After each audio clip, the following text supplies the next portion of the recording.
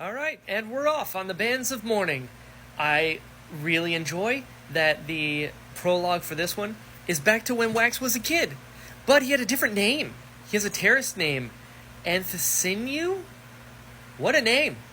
No wonder he changed it, or goes by Wax. I'm assuming Waxilium was his first name, and then he also had a terrorist name. I also forget, I know because he's twin-born, he has, terrorist heritage, but I forget that, his grandma is, the leader of a terrorist community. So, that was pretty wild. Also, so Wax knew from the time that he was a kid that he was twin-born. Since the, rebuilding of the world, do Allomancers no longer need to snap? They just are, and then they know that they can do these things without having to be, beaten within an inch of their life? Ayadashwi was mentioned, which is cool, and also very sad, because she ends up murdered in her kitchen. And also really sad when they mentioned that the grandma asked the community to kind of be friends with Forch, and Wax was like, can you ask them to be friends with me too? Poor guy. But also, Wax was a snitch from the beginning. The cops showed up and they're like, hey, someone's burning shit down and we have a report. And interesting. And Wax was the one that sent the report in? Oh, Wax. Forge killing kids?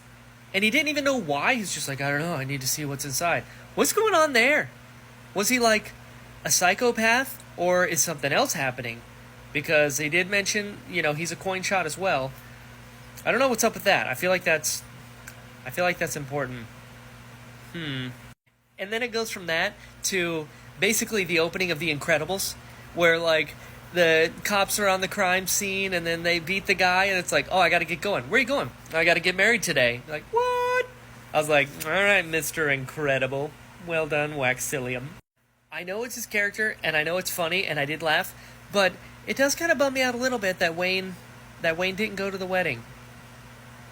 Just a little bit. It's man, I don't know, it just would have been cool if he was there, because, that's his best friend, Interesting enough that Akandra showed up and is hey, I know you get married today, but, when you're done, can we talk? Because, Harmony is, he's kind of distracted, and we find that to be a little weird, and he's absolutely not, dude. I'm done. I don't want anything to do with any of this. And honestly,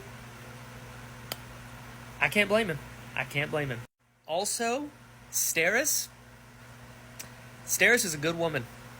I like Steris from the moment that she showed up because I love a woman who is very organized and who plans for things, because my wife is like that, and were it not for her, my life would be chaos and just terrible. And she keeps everything in my life figured out.